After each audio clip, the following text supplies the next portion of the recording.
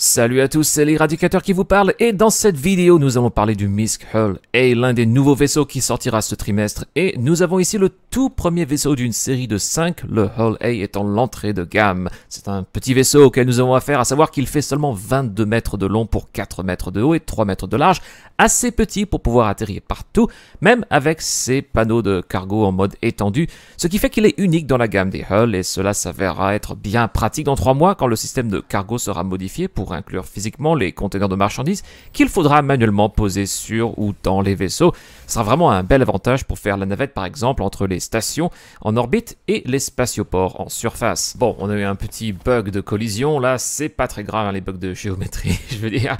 Donc on va tenter de rentrer dans le vaisseau à nouveau en appuyant sur le bouton ici, entrer dans le vaisseau, et c'est une échelle là, qui va sortir de la porte, très classique en fait, hein, c'est ce qu'on trouve sur les autres vaisseaux, mais notamment le Freelancer. Donc on est à l'intérieur du vaisseau et on va aller dans le petit module d'habitation en appuyant sur le bouton, et là on a en toute somme un intérieur assez standard avec une petite kitchenette qui servira plus tard lorsqu'il faudra se faire cuisiner lors des expéditions au long cours, un lit ici qui également sera très utile lors de ces expéditions. Si jamais elles durent un petit peu trop longtemps, il sera possible de sauver et d'enregistrer sa position dans le vaisseau simplement en s'allongeant et en quittant le jeu. Ici nous avons une douche avec des toilettes rétractables et un lavabo, ce qui sera également utile à l'avenir lorsque il sera nécessaire de prendre une douche et afin de s'occuper de son hygiène dans le jeu. Et enfin ici un cockpit que tous les fans de la compagnie Misk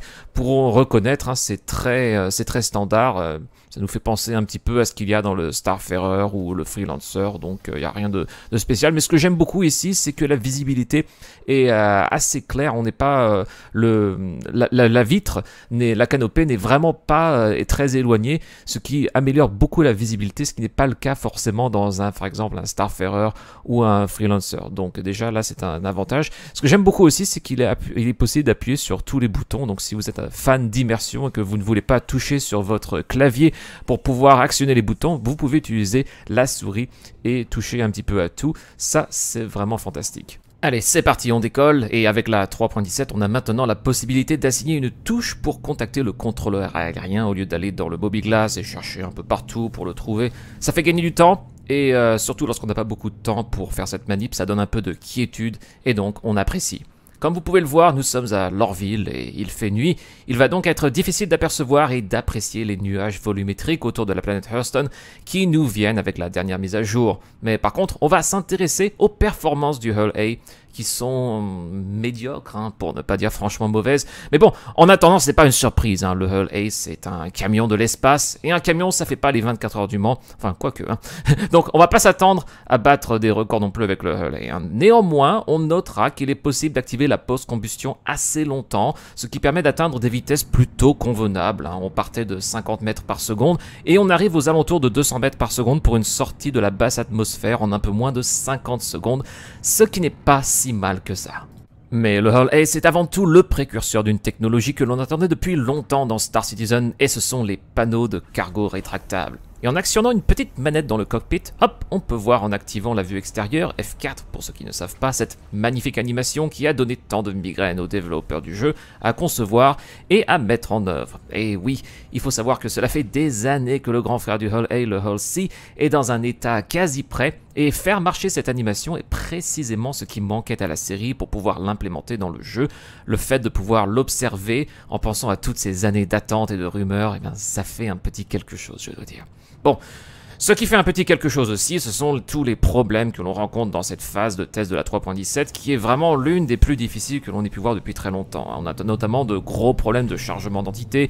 Quelquefois, ce sont des bases entières qui ne se chargent pas, comme ici Bezdeck sur la lune d'Arial, ce qui est vraiment frustrant parce que je voulais faire un petit aller-retour avec des marchandises et cela ne sera pas possible pour cette fois-ci. On va donc terminer notre petit essai avec une arrivée à Port Tressler en orbite autour de la planète Microtech. Alors, je dois vous dire que le voyage entre Hurston et Microtech a été particulièrement long. Le moteur quantum du vaisseau étant de taille 1 et de note C de classe industrielle, c'est tout simplement l'un des plus lents du jeu. Et comme dans Star Citizen, le temps, c'est de l'argent, on vous conseillera donc de le remplacer par un autre plus rapide si vous en avez l'occasion. Et je pense que vous ne regretterez pas cet investissement. En ce qui concerne l'approche, eh bien, on a des sensations de pilotage qui se rapprochent de celles d'un prospector, à savoir que le vaisseau donne l'impression de glisser en travers. C'est assez ennuyant, mais guère surprenant, compte tenu qu'il utilise des technologies similaires à ce que l'on trouve sur le prospecteur. Par contre, le freinage est bien meilleur, et cela permet de pouvoir s'arrêter en temps voulu pour un atterrissage en douceur, et ça fait plaisir.